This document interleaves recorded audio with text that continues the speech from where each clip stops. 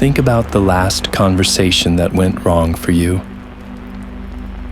Not a catastrophic argument, just one of those ordinary moments where something was said that probably did not need to be said, or where a small misunderstanding grew into something larger than it ever needed to become. If you trace it back carefully enough, you will almost always find the same thing waiting at the beginning of the thread. Not a lack of knowledge, not a lack of care, and not any fundamental difference between you and the other person. You'll find a moment where someone, perhaps you, perhaps the other person, moved too quickly, and the speed of that movement took the whole exchange somewhere that nobody actually intended to go. What if there had been one small pause in that moment? Not a long silence, not a strategic withdrawal, just a breath of space between what was felt and what was done with that feeling. Space enough to ask one question, quietly, to yourself. What outcome do I actually want from this moment? That question is the subject of tonight's reflection, and it comes from one of the most quietly revolutionary thinkers in the history of Western philosophy. The 17th century Spanish Jesuit Baltasar Gracian, who spent his life studying how people succeed and fail not through grand dramatic decisions, but through the accumulation of 10,000 small ones, most of them made too quickly, under the pressure of a moment that demanded speed but rewarded patience.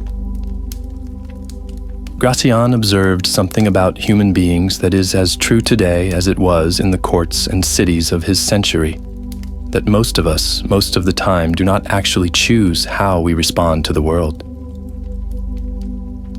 We react to it. And there is a difference between those two things that is small enough to miss and large enough to change everything. A reaction is what happens when the world applies pressure to you, and you move in the direction of that pressure without any meaningful pause between the stimulus and the response. Someone says something that stings, and you fire back. Someone withdraws their attention, and you chase after it. Someone challenges what you believe, and you defend it with more force than the situation actually required, simply because the challenge arrived and your defenses went up automatically. Reaction is fast, and it is efficient in a narrow sense. It keeps the surface of things moving, but it is not really yours. It is what the moment extracted from you before you had the chance to decide what to give.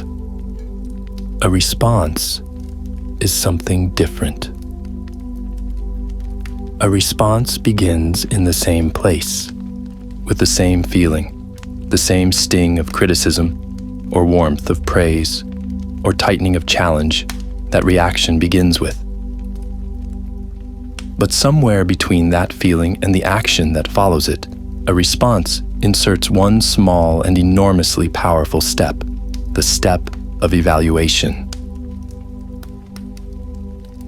You feel the sting, and instead of moving immediately, you hold still for just a moment, not a long moment, sometimes no more than a few seconds, and you ask yourself as honestly as you can,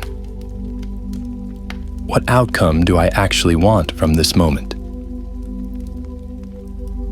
That question does several things simultaneously, and understanding what it does is part of why it works so reliably across such a wide range of situations. First, it moves your attention away from what just happened and toward what you actually want to happen next. This is more significant than it sounds, because most of our reactive behavior is oriented entirely backward. We are responding to what was just done to us, focused on the sting or the slight or the provocation, and in that backward focus, we lose sight entirely of where we are actually trying to go. The question pulls you forward, even briefly. It asks you to become the author of the next moment. Second, the question creates a small but critical distance between you and your own emotional state. When you ask, "What outcome do I want from this moment?" you are implicitly stepping back from the feeling far enough to observe it. And that observation, however brief, changes your relationship to the feeling in a fundamental way. You shift from being inside the emotion to being, for a moment, alongside it, able to feel it clearly without being entirely carried by it. Gracian described this capacity in different language, but the principle is the same throughout his work. The person who can observe their own interior states without immediately acting on them has an advantage that no amount of intelligence or talent can replicate, because they are operating from choice where everyone else is operating from reflex.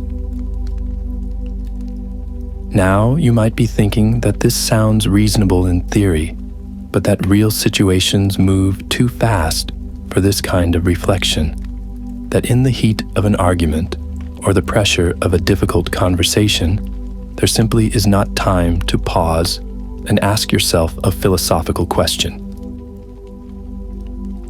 And it is true that the pause Gracian is describing is not a long meditative withdrawal from the conversation. It is something much smaller and much more practical than that. Think of it as the difference between speaking on the inhale and speaking on the exhale. When we react, we tend to speak on the inhale. The feeling comes in, and the words come out almost simultaneously, as though the breath and the response are the same motion. The intentional pause is simply the discipline of speaking on the exhale, of letting the breath complete its cycle, letting the first surge of feeling move through you, and only then deciding what, if anything, needs to be said. That single breath is often enough. It is enough to shift you from reaction to response, from being governed by the moment to governing yourself within it. Let us look at how this plays out in 3 situations that most of us encounter in some form with some regularity. The first is criticism. Criticism lands differently depending on who delivers it and how, but the reactive pattern is almost always the same. We defend, we deflect, or we attack in return, and in doing so, we close ourselves off from the one thing that criticism occasionally contains, and that we genuinely need: something useful. When you pause before responding to criticism and ask, "What outcome do I actually want from this moment?" you create the possibility of a different kind of listening. Not listening to absorb the blow, and not listening to build your counter-argument, but listening to evaluate, to ask, as honestly as you can manage, is there anything here that I can actually use? Sometimes the answer will be no, and the criticism will be nothing more than someone else's frustration wearing the costume of useful feedback. But sometimes, more often than our defenses would like to admit, there will be something there, something small and uncomfortable and true, and the intentional pause is what gives you enough space to find it. Before your defenses, bury it. The second situation is praise. We do not often think of praise as something that requires the same discipline as criticism. But Gracian would have said that in some ways it requires more. Praise activates something in us that is very old and very strong, the desire to be seen and valued. And when that desire is activated, we tend to give the person doing the praising far more influence over our behavior than we have consciously decided to give them. We start performing for them. We begin shaping ourselves toward whatever produced the warmth, sometimes without noticing that we are doing it, and sometimes at the expense of things that matter more to us than the warmth itself. The pause before responding to praise, and the question it carries with it, simply asks, why is this person praising me now? What is the effect that praise is having on me? And is the direction it is pulling me the direction I actually want to go? This is not cynicism about kindness. Most praise is genuine, and most kindness deserves to be received with warmth. But there is a difference between receiving warmth openly and surrendering your judgment to whoever is offering it. And the intentional pause is what keeps that difference intact. The third situation is conflict.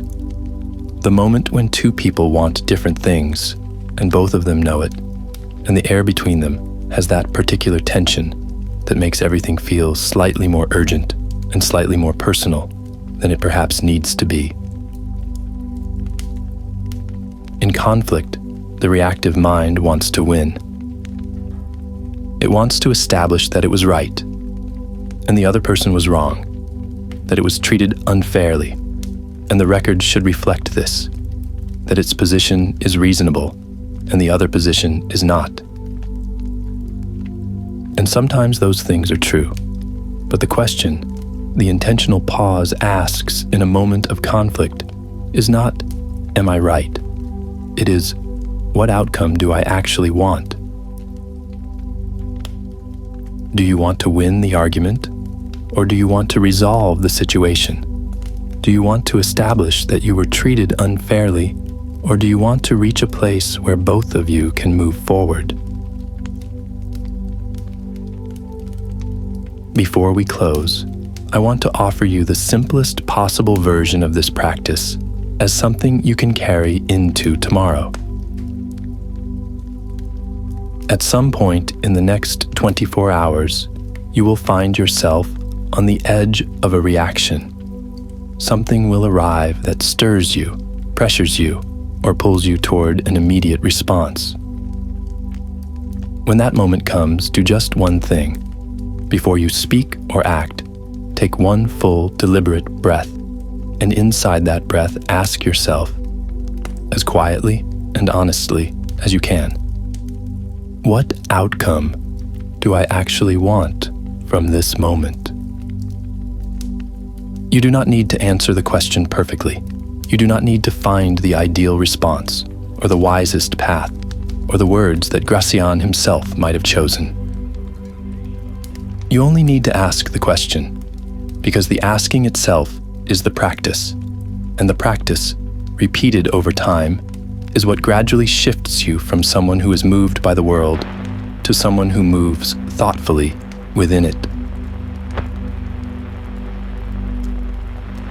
That is the beginning of what the old philosophers called wisdom, not a destination, not a quality you either have or don't, but a direction you choose to face, one breath at a time, one moment of deliberate stillness at a time, for as long as you are willing to keep choosing it. You have been listening to Night Wisdom Radio.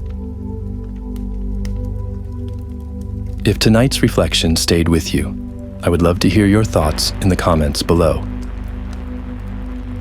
In which situation do you find the intentional pause hardest to hold? Is it criticism, praise, or conflict? Your answer might surprise you.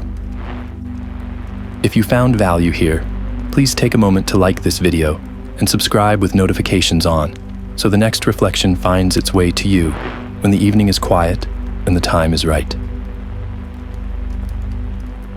Thank you for being here. Sleep wisely, reflect deeply, and carry the question with you.